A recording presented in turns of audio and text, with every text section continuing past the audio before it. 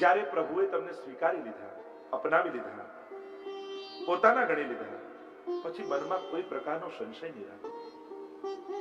શ્રી મહાપ્રભુજીનો સ્પર્શ જેને થયો છે, જેનો સ્વીકાર મહાપ્રભુજી જેને કર્યો છે, એના સઘળા મનોરથો સિદ્ધ થવાના છે. શ્રી વલ્લભ નો આશ્રય સર્વ મનોરથોને સિદ્ધ કરનારો છે. ભક્તેચ્છા પૂરક શ્રી મહાપ્રભુજીનું નામ છે. સર્વમ શ્રી વલ્લભાચાર્ય પ્રસાદેન ભવિષ્યતિ. અને પુષ્ટિ માર્ગમાં સઘળું શ્રી મહાપ્રભુજીની કૃપાથી સિદ્ધ થનારું છે. શ્રી વલ્લભની કૃપા એ જ ચાવી છે. ઘર મોટું હોય, એનાથી નાનો એનો ઓરડો હોય, ઓરડાથી નાનો એનો દરવાજો હોય, દરવાજાથી નાનો એની સાંકળ હોય, સાંકળથી નાની એનું તાળું હોય, તાળાથી નાની એની ચાવી હોય. પણ ચાવી તમારા હાથમાં હોય ને તો તમે એમ કહો ઘર મારા હાથમાં છે, ઘર મારી પાસે છે. તમારી પાસે તો ચાવી છે ખાલી, પણ એ ચાવી તમારી પાસે હોય તમે એમ કહો તો ઘર મારા કબજામાં છે. એમ શ્રી વલ્લભની કૃપાની ચાવી જેના હાથમાં છે, આ સમગ્ર પુષ્ટિ માર્ગ એને સિદ્ધ થઈ જાય છે. સમગ્ર પુષ્ટિ લીલાઓમાં જેટલાય સ્વરૂપો છે એ સર્વની કૃપા જેના પર વલ્લભની કૃપા થઈ હોય એના પર થઈ જાય છે. સર્વ સ્વરૂપો એના ઉપર કૃપા કરે છે. શ્રી વલ્લભા સર્વમ શ્રી વલ્લભાચાર્ય પ્રસાદેન ભવિષ્યતિ. મહાપ્રભુજીની કૃપાથી સઘળું સિદ્ધ થશે. દયારામભાઈ તો કહે અષ્ટાક્ષર પંચાક્ષર ભાગવત ગ્રંથ સહિત શ્રી વલ્લભના નામમાં એ છે પૂર્ણ પ્રતીત. એક શ્રી વલ્લભનું નામ મુખમાં આવે, જે જન પર વાલ ગણું વ્રજપતિને આવે, એને મુખ શ્રી વલ્લભ નામ જપ બતાવે. ઠાકોરજીને જે જીવ પર અતિશય વાલ આવે અને એમ થાય કે આના ઉપર કોઈ વિશેષ કૃપા કરવી છે, એના મુખમાં શ્રી મહાપ્રભુજીનું નામ આપતા હોય. એવું શ્રી વલ્લભનું નામ છે. અષ્ટાક્ષર પંચાક્ષર શ્રી ભાગવત ગ્રંથ સહિત. એમ દયારાભાઈ તો કહે છે શ્રી વલ્લભના નામમાં એ છે પૂર્ણ પ્રતીત. એટલે વલ્લભનું નામ વૈષ્ણવના મુખમાં સદાય રહ્યું છે. ઘણા વૈષ્ણવને મેં વાંચ્યા શ્રી વલ્લભ એના મુખમાંથી ચાલ્યા જ કરે. કારણ કે સર્વ ગ્રંથોનો સાર શ્રી મહાપ્રભુજી. અષ્ટાક્ષર શ્રી કૃષ્ણ શરણમ નમઃ. આપણે ત્યાં કહેવાય નવધા ભક્તિમાંની 7 પ્રકારની ભક્તિ કેવલ અષ્ટાક્ષરની દીક્ષાથી પ્રાપ્ત થઈ જાય છે. શ્રવણમ કીર્તનમ વિષ્ણુ સ્મરણમ પાદ સેવનમ અર્ચનમ વંદનમ દાસ્યમ. આ 7 પ્રકારની ભક્તિ અષ્ટાક્ષરથી સિદ્ધ થાય. અને સખ્યમ અને આત્મનિવેદનમ એ ભક્તિ પંચાક્ષરથી સિદ્ધ થાય છે. અષ્ટાક્ષરથી નામાત્મક પ્રભુનું સ્વરૂપ અને પંચાક્ષરથી સ્વરૂપાત્મક. નામ અને રૂપ આ બંને પ્રભુના સ્વરૂપ છે અને આ બંનેને સિદ્ધ કરીએ છીએ. બંનેની સેવાનો અધિકાર જીવને પ્રાપ્ત થાય. અને એટલે જ આપણે ત્યાં બ્રહ્મ સંવત પછી 2 કંઠી ધારણ કરવાની હોય. કારણ કે 2 મંત્રની દીક્ષા થાય, અષ્ટાક્ષર અને પંચાક્ષર. તો શરણાગતિ અષ્ટાક્ષરથી, નવધા ભક્તિ તો એ અષ્ટાક્ષર શ્રી વલ્લભના નામ છે. પંચાક્ષર અને શ્રી ભાગવત ગ્રંથ સહિત શ્રી વલ્લભના નામમાં સમગ્ર ભાગવતજી વિરાજે છે. શ્રી ભાગવત પ્રતિપદ મણિવર ભાવાંશ ભૂષિતા મૂર્તિ શ્રી વલ્લભાવિદાન સ્તનોતુ નિજ દાસસ્ય સૌભાગ્ય. સપ્ત શ્લોકીમાં શ્રી ગુસાઈજી આજ્ઞા કરે છે. મહાપ્રભુજીનું સ્વરૂપ કેવું છે? શ્રી ભાગવત પ્રતિપદ મણિવર. ભાગવતજીના જે પદ છે ને, પ્રતિપદ એ મણિ જેવા છે. અને ભાવાંશ ભૂષિતા મૂર્તિ, અને એમાંથી જે નીકળતો પ્રકાશ, એનું જે સ્વરૂપ એ શ્રી મહાપ્રભુજીનું સ્વરૂપ છે. શ્રી વલ્લભાવિદાન સ્તનોતુ નિજ દાસસ્ય સૌભાગ્ય. એમ ગુસાઈજી સમજાવે છે. શ્રી વલ્લભના નામની એ મહત્તા છે. શ્રી મહાપ્રભુજીની કૃપાથી સઘળું સિદ્ધ થશે. શ્રી હરિરાયજી આજ્ઞા કરે છે. કોઈ એમ કે હું સેવા કરી લઉં, પાઠ કરી લઉં, કથા સાંભળી લઉં, પણ એક વાત સમજી લેજો, શ્રી વલ્લભના ચરણોમાં જો નિષ્ઠા નથી તો પુષ્ટિ ભક્તિનું ફલ ક્યારે મળવાનું? આ પુષ્ટિ ભક્તિ ફલિત ક્યારે થાય? વસ્તુ મળે એની મહત્તા નથી, કોના હાથે મળે ને એની મહત્તા હોય છે. ભગવાન મળે એની મહત્તા નથી હોતી, કોના દ્વારા મળ્યા ને એની મહત્તા હોય છે. ભક્તિ માર્ગમાં માધ્યમની મહત્તા છે, કાનીની મહત્તા છે. પદાર્થની મહત્તા નથી હોતી, ફળની મહત્તા નથી હોતી. આપણે ત્યાં તો ત્યાં સુધી કહું કે ગંગાજીનું જળ હોય પણ એ પણ એઠા પાત્રમાં હોય ને તો એ ગ્રહણ ન થાય. એ પોતાની પવિત્રતા ગુમાવી દે છે. કારણ કે પાત્ર બરાબર નથી, માધ્યમ બરાબર નથી કે જેના દ્વારા તમારી પાસે મળે છે. અને એટલા માટે એ જ પ્રભુ, એ જ શ્રીનાથજી બાબા. અને એટલે શ્રીનાથજી બાબાએ ડાબો હાથ ઊંચો કરીને બોલાવે છે ભક્તો. આપણે કેમ ઊંચો હાથ કરીને બોલાવે છે? તો કોઈને બોલાવતા હોઈએ તો આમ બોલાવાય કે આમ બોલાવાય? આપણે કોઈને બોલાવીએ એમ કે ઊંચો હાથ કરીને બોલાવે, તો બોલાવીએ તો આમ બોલાવાય ને આમ બોલાવાય. પણ મહા ઠાકોરજીનો હાથ આમ છે. ભાવ એ બતાવ્યો આચાર્યોએ કે ડાબુ અંગે પુષ્ટિ અંગે છે, સ્વામીજી રૂપ છે. અને એટલે શ્રીનાથજી બાબા એમ કહે કે સીધો ના આવીશ, સ્વામીજી રૂપ શ્રી વલ્લભ તરફ થઈને મારી પાસે આવે. અને એટલે આ માત્ર રસખાનજી પકડવા દોડ્યા ને શ્રીનાથજી બાબાને, શ્રીનાથજી ભાગી ગયા. શ્રીનાથજી કઈ દર્શન આપવું પણ મને અડવો હોય તો પેલા ગુસાઈજી પાસે બ્રહ્મ સમાન લઈને આવો, પછી મારા સ્પર્શનો તને અધિકાર મળશે. ભક્તિ માર્ગમાં માધ્યમની કાનીની મહત્તા છે. આપણે ગમે તેટલી ઉત્તમ સામગ્રી સિદ્ધ કરી હોય, ઠાકોરજી આગળ ધરી હોય, પણ જ્યાં સુધી મહાપ્રભુજી ગુસાઈજીને વ્રજભક્તોની કાની નથી આપતા ત્યાં સુધી ઠાકોરજી આરોગતા નથી. સામગ્રીની મહત્તા નથી હોતી, કોની આડીથી તમે ધરી છે એની મહત્તા છે. આપણે ત્યાં જાતે ભરવા કરતા હાથ લગાવવાની મહત્તા છે. દારીજી ભરવા જઈએ, આરતી થતી હોય, તિલક થતું હોય, જરૂર નથી કે બધા આવીને તિલક કરે, જરૂર નથી કે બધા આરતીને પકડે. આપણે તો હાથ લગાવીએ એકબીજાને, કાનીનો ભાવ રાખીએ કે મારો તેવો અધિકાર નથી કે મારી સામગ્રી આરોગે, પણ આને હાથ લગાવીશ તો આની આડીથી મારી પણ કણિકા ઠાકોરજી અંગીકાર કરીશ. આની આ જારીજી ભરતા હોય હાથ લગાવીશ તો આમની કાનીથી મારી પણ જારીજી મહાપ્રભુજી અંગીકાર કરી દેશે. અને એટલે જ જયારે બેઠક આદિમાં જઈએ ત્યારે વલ્લભકુલ જારીજી ભરતા હોય ત્યારે હાથ લગાવવામાં. પણ ઘણા નવા હોય ને, ના ના મેં તો ભરી જ નથી, હું મારી જાતે ભરીશ, મારા હાથે કરીશ. તો આ કોઈ મર્યાદા માર્ગ નથી. મર્યાદામાં પોતાના હાથે કરવાનું પુણ્ય છે. અને પુષ્ટિ માર્ગમાં કોઈ ભગવદી, કોઈ આચાર્ય, કોઈ મહાપુરુષને કાનીથી અંગીકાર કરાવવાનો મહત્તા છે. અહીંયા પોતાના સામર્થ્યનું બળ નથી હોતું. સેવામાં તો આડીની મહત્તા હોય છે કે કોની આડી થકી મારી અંગીકાર થાય સામગ્રી, કોના આડી થકી મારી સેવા અંગીકાર ઠાકોરજી કરે, એનો વિચાર આપણે ક્યાં કરે છે. આ ભાવ છે આપણે. અને એટલે સર્વમ શ્રી વલ્લભાચાર્ય પ્રસાદેન ભવિષ્ય. મહાપ્રભુજીની કૃપા થાય સગળું સિદ્ધ થશે. શ્રી વલ્લભ હી કો ભરોસો હોય, જેને મહાપ્રભુજીના ચરણોમાં ભરોસો હોય એનું સગળું, કારણ કે મહાપ્રભુજી તો કલ્પવૃક્ષ છે. શ્રી વલ્લભ કલ્પદ્રુમ ફલ્યો, ફલ લાગ્યો વિઠ્ઠલેશ. આપણે ત્યાં કહેવાય કે 3 વસ્તુ મહત્તા છે. આ 3માંથી કોઈ એક વસ્તુ પણ કોઈને મળી જાય તો એના સઘળી ઈચ્છાઓ સિદ્ધ થઈ જાય. શાસ્ત્રોમાં 3 પદાર્થ બતાવવામાં આવે. એક ચિંતામણી, ચિંતામણી કોઈને મળે ને એની બધી જ ઈચ્છાઓ પૂરી કરી. બીજો કામધેનુ, ઋષિઓ પાસે કામધેનુ રહેતી અને એની પાસે કોઈ પણ ઈચ્છા કરો એ પૂરી થઈ જાય. અને ત્રીજું કલ્પવૃક્ષ, એની નીચે બેસીને જે પણ ઈચ્છા કરો એ પૂરી થઈ જાય. ભાગ્યશાળી છે આ વૈષ્ણવ, એની પાસે તો આ 3 વસ્તુ છે. આપણે ત્યાં ચિંતામણી કહ્યું છે તો કહ્યું કે ત્યાં રત્ન ધાતુ ગિરિરાજે ભીતર તો રોમ રોમ પ્રતિ પ્રકટિત કોટી ગોવર્ધન રાય. કરોડો ગોવર્ધનનાથ શ્રી મહાપ્રભુજીના રોમ રોમમાં બિરાજે. સુરદાસજીને પૂછ્યું ને કે તમે 1.25 લાખ પદ ઠાકોરજીના રચ્યા, મહાપ્રભુજીનું એક પદ ન રચ્યું. ત્યારે સુરદાસજીએ કહ્યું, ન્યારો દેખતો તો ન્યારો ગાતો. બંનેમાં ભેદ જોયા હોત તો કંઈક જુદા જુદા ગાત. મેં તો બંનેને એક કરીને જ જાણ્યા છે. રડઈ ને ચરણ ને કેરો ભરોસો, સૂર કહા કહે દ્વિવિધ આંધળો, બિના મોલકો છે. દ્વિવિધ આંધળો છે, મને બે નથી દેખાતા. બંને તો બંને એક કરીને જાણ્યા છે. શ્રીનાથજી બાબાના દર્શન કરવા જાઉં તો એમના મુખારવિંદ શ્રી કૃષ્ણાસ્ય શ્રી વલ્લભના દર્શન મને થાય, અને મહાપ્રભુજીના દર્શન કરવા જાઉં તો રૂવાડે રૂવાડે મને ગોવર્ધન નાથ દેખાય. મેં તો આ ભાવે બંનેને સેવ્યા છે. વલ્લભ હી કો ભાગ્ય ભરોસો.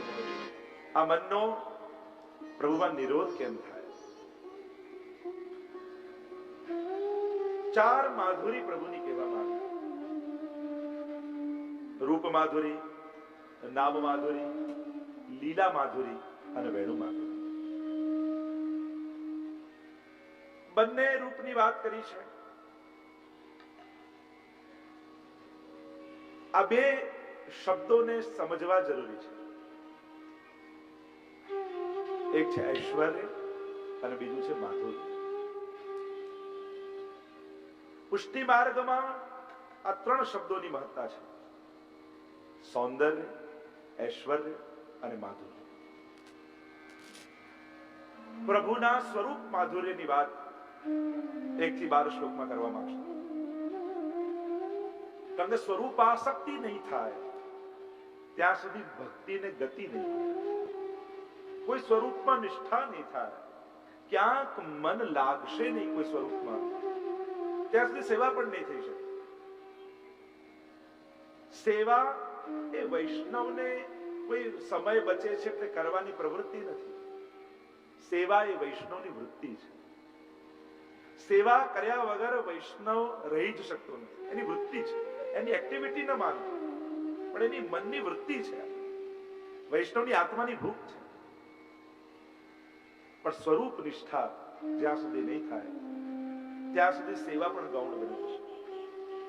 તો આ 3 શબ્દો ઐશ્વર્ય, સૌંદર્ય, ઐશ્વર્ય અને માધુર્ય. પુષ્ટિ માર્ગનું સૌંદર્ય ક્યાં છે? સૌંદર્યમ નિજ હૃદગતમ પ્રકટિતમ સ્ત્રી ગૂઢ ભાવાત્મકમ. શ્રી વલ્લભમાં સૌંદર્ય છે. પુષ્ટિ માર્ગમાં ઐશ્વર્ય ક્યાં છે? તો કહ્યું યમનાષ્ટકમાં 8 પ્રકારના ઐશ્વર્ય મહાપ્રભુજીએ વર્ણિત કર્યા, શ્રી યમુનાજીમાં બિરાજે છે. અને પુષ્ટિ માર્ગમાં માધુર્ય ક્યાં છે? તો મધુરાધિપતે રખિલમ મધુરમ. જ્યારે શ્રાવણ શ્યામલે પક્ષે એકાદશ્યામ મહાનિશી સાક્ષાત ભગવતા પ્રોક્તમ તદક્ષર સૌચ્યતે. એ મધ્ય રાત્રિ જ્યારે ઠાકોરજી પ્રગટ થયા ચંદ્રમાની સ્વરૂપે, અને ત્યારે મહાપ્રભુજી આ મધુરાષ્ટકનું ગાન કર્યું, એટલે માધુર્ય પ્રભુમાં બિરાજે છે. તો 4 પ્રકારની માધુર્યની વાત કરી. જો જ્ઞાન રૂપ પરમાત્મા અને રસ રૂપ પરમાત્મા, આ બંનેના પ્રાપ્તિના માર્ગ આપણે ત્યાં બતાવવામાં આવે છે. વેદમાં ગૂઢ રીતે આ બંનેના માર્ગ છે. 2 સ્વરૂપ છે પ્રભુના, એક જ્ઞાન રૂપ અને બીજું રસ રૂપ. વેદ પોતે કહે છે રસો વૈ સહ. પરમાત્મા કેવા છે? રસ રૂપ. તો પુષ્ટિ માર્ગમાં જ્ઞાન રૂપ પરમાત્માની વાત નથી, પુષ્ટિ માર્ગમાં રસરૂપ પરમાત્માની વાત છે. અને આ 4 જગ્યાએ એનું માધુર્ય 4 રીતે વર્ણિત કરવામાં આવે છે. રૂપ માધુરી, લીલા માધુરી, નામ માધુર્ય અને વેણુ માધુર્ય. પ્રભુનું માધુર્ય એમાં બિરાજે છે. પ્રભુનું રૂપ કેવું છે? ગુણાસક્તિથી જે પ્રગટ થાય, સામર્થ્ય આસક્તિથી જે પ્રગટ થાય એ મર્યાદા ભક્તિ છે. અને સ્વરૂપાસક્તિથી જે પ્રગટ થાય એ પુષ્ટિ ભક્તિ છે. આ મૂળ ભેદ મર્યાદા ભક્તિ અને પુષ્ટિ ભક્તિ. પ્રભુ આવા સામર્થ્ય વાળા છે, આવા કૃપાળુ છે, આવા દયાળુ છે, આવા પરાક્રમી છે, ભક્તોના દુઃખ તુરંત દૂર કરી દે, ક્ષણમાત્રમાં દૂર કરનારા છે. આમ સામર્થ્ય જોઈને પ્રેમ થાય ને એ મર્યાદા.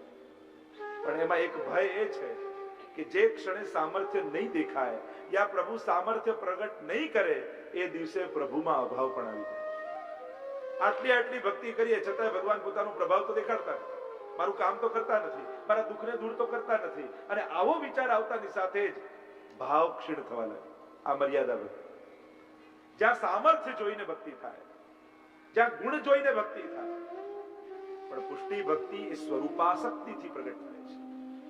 આપ દયા કરો ન કરો, આપ કૃપા કરો ન કરો, આપ સામર્થ્ય બતાવો ન બતાવો, અમે તો આપને પ્રેમ કર્યા છે, પ્રેમ કરતા રહીશું. કારણ અમે આપના સ્વરૂપને પ્રેમ કરીએ છીએ, આપના ગુણ કે સામર્થ્યને નહીં. અને એટલા માટે પુષ્ટિ ભક્તોને ક્યારે અભાવ નથી આવતો. કારણ એને સામર્થ્ય જોવાની શરત પણ નથી એની ભક્તિમાં. એને ગુણ જોવાની શરત વગર પ્રેમ કરેલો છે. આમ પૂછીને થાય નહીં પ્રેમ. દરિયાના મોજા કઈ રેતીને પૂછે છે કે તને ભીંજાવું ગમશે કે કેમ. આમ ગુણ, સામર્થ્ય, પ્રભાવ આ બધું જોઈને જ્યારે પ્રેમ કરવા જશો ને, અને જ્યારે આ બધામાંથી કોઈ વસ્તુ નહીં દેખાય તો અભાવ આવી જશે. પણ પુષ્ટિ ભક્તિ એ કેવલ ને કેવલ સ્વરૂપને કારણે પ્રેમ છે. બસ તને પ્રેમ કરીએ છીએ. પ્રેમ કરવાનું કારણ જે દિવસે મળે ને એ દિવસે પ્રેમ નાનો થઈ જતો હોય છે. અને જે દિવસે અકારણ પ્રેમ પ્રગટ થાય એ પ્રેમ શિરમોર હોય છે. પ્રભુ તમને પૂછે કે તમે મને કેમ પ્રેમ કરો છો? તમે એમ કહો કે આ છોકરાના લગ્ન નથી થતા ને એટલે દર્શન કરવા આવું છું, આ મારો ધંધો નથી ચાલતો ને એટલે તને પ્રેમ કરવા આવું છું. તો કેવું લાગે પ્રભુ? જેમ કોઈ કન્યા કોઈને પ્રિયતમને પ્રેમ કરતી હોય અને ખૂબ પ્રેમ કરતી હોય એટલે પેલાને એમ લાગે કે હવે આને પરણી જાઉં, આટલો આનો પ્રેમ છે. એટલે પેલો પ્રિયતમ પૂછે એની પ્રિયાને કે તું મને કેમ પ્રેમ કરે છે? પેલો એમ કે તારી પાસે પૈસા બહુ છે ને એટલા માટે, તું મને આપે ને. ત્યારે એને કેવું લાગે? એમ તમે રોજ હવેલીએ જાઓ અને ઠાકોરજીને એમ થાય કે આના ઉપર આજે કૃપા કરી દો, કેવો મને પ્રેમ કરે છે. રોજ હવેલી આવે અને તમને પૂછે કે તું મને કેમ હવેલી કેમ આવે છે? ત્યારે તમે કહો કે આ તો દીકરાના લગ્ન નથી થતા અને થઈ જાય એટલા માટે પૂનમ ભરવા આવું છું. તો પ્રભુને કેવું લાગે? પ્રભુ જયારે પૂછે કે તું કેમ આવે છે ત્યારે એક જ જવાબ હોવો જોઈએ, તને જોયા વગર ગમતું નથી એટલા માટે, તને જોયા વગર જીવાતું નથી એટલા માટે, કારણ કે હું તને પ્રેમ કરું છું. તારી પાસે કાંઈ લેવા માટે નથી આવતો, હું તો તારા માટે આવું છું. અને જે ક્ષણે આપણી ભક્તિ કેવલ પ્રભુ માટે બની જશે ત્યારે ભક્તિ સિરમોર બની જશે. આ પુષ્ટિ ભક્તિ છે, સ્વરૂપાસક્તિ. એને જોયા વગર ન ચાલે. રસખાનજીને કેવો પ્રેમ થયો પ્રભુમાં? એક બાળકમાં એવો સ્નેહ હતો રસખાનજી, એને જોયા વગર ન રહે. એકવાર બધા વૈષ્ણવ વાત કરતા હતા, રસખાનજી પેલા બાળકમાં જેટલો પ્રેમ છે એટલો પ્રેમ જો શ્રીનાથજી બાબામાં થઈ જાય તો એનો ઉદ્ધાર થઈ જાય. અને આ વાત સાંભળી ગયા રસખાનજી, તલવાર કાઢી, કોણ છે આ શ્રીનાથજી બાબા? કોની વાત તમે કરી રહ્યા છો કે રસખાનજી શ્રીનાથજીમાં પ્રેમ થાય? એવો કોણ આ શ્રીનાથજી બાબા? ગભરાયા વૈષ્ણવ, બતાવો નહીં તો હમણાં મારીશ. ભાગમાં એક શ્રીનાથજીનું ચિત્ર હતું, એને કાઢીને બતાવ્યું કે આ શ્રીનાથજી છે. અને જ્યાં દર્શન કર્યા રસખાનજી મુગ્ધ બની ગયા, મય બની ગયા શ્રીનાથજી મય. અને હવે નક્કી કર્યું, મનમાં નિસંકલ્પ થઈ ગયો, હવે પામવો છે તો આને પામવા છે, પ્રેમ કરવા છે તો આને પ્રેમ કરવો છે. ચારે ઓર ગોતે છે ક્યાં મારું શ્રીનાથજી બાબા મળશે, એવી આસક્તિ થઈ ગઈ. અને ભરતા ભરતા છે ગિરાજી પર આવ્યા, પકડવા જાય શ્રીનાથજીને. શ્રીનાથજી કેમ હાથમાં ન આવું, જ્યાં પેલા ગુસાઈજીના શરણે જાય પછી હાથમાં. ગુસાઈજીનો બ્રહ્મ સંબંધ લીધો, નિજ મંદિરમાં આવ્યા, બ્રહ્મ સંબંધ કરાવ્યું. અને ગુસાઈજી પધાર્યા, જ્યાં રસખાનજી જવા જાય, શ્રીનાથજી દોડતા આવીને રસખાનજીનો હાથ પકડ્યો, કહ્યું હવે ક્યાં જાય છે? હવે તો તું મારો થઈ ગયો, ચાલ મારી સાથે ખેલ. એવી આસક્તિ થઈ શ્રીનાથજીના સ્વરૂપ. મેરો મન ગિરધર છબી પર અટક્યો. પેલા આગ્રામાં નૃત્યાંગના અને કૃષ્ણદાસ અધિકારી શ્રીનાથજીની સન્મુખ લઈને આવ્યા, પદ ગાયું, મેરો મન ગિરધર છબી પર અટક્યો. અને જ્યાં શ્રીનાથજીના દર્શન કર્યા, શ્રીનાથજી મય થઈ ગઈ. ઠાકોરજી સ્વયં એને લીલામાં હાથ પકડીને લઈ ગયા. સ્વરૂપાસક્તિ. આપણે ત્યાં પેલા શેઠની વાર્તા આવે, વ્યાપારીની વાર્તા આવે, સુરદાસજીના પ્રસંગમાં. સુરદાસજી રોજ દર્શન કરવા જાય ને શ્રીનાથજીના ગિરાજીની નીચેની દુકાન અને કરિયાણાની દુકાન, ક્યારે શ્રીનાથજીના દર્શન નહોતા કરે. પણ જે વૈષ્ણવ દર્શન કરીને આવે ને, એ સૌથી પહેલો જે દર્શન કરીને આવ્યો હોય એને પૂછી લે આજે કયા શૃંગાર ધર્યા છે, કયા વાઘા ધર્યા છે. અને પછી વૈષ્ણવ દર્શન કરવા જતા હોય એટલે પોતાનો ધંધો ચાલે, વેપાર ચાલે એટલે વખાણ કરે, ઓહો આજે તો શ્રીનાથજી બાબા એવા સુંદર લાગે છે, આમ પાક ધરી છે, નાવા વસ્ત્રો ધર્યા છે, નાવા શૃંગાર ધર્યા, આવો ડોળ કરે. અને ક્યારે કરવા દર્શન કરવા ગયો નતો. સુરદાસજી જાણી ગયા કે આ પોતાનો વેપાર ચલાવવા માટે શ્રીનાથજીના વખાણ કરે છે, પણ ક્યારે દર્શન કરવા ગયો.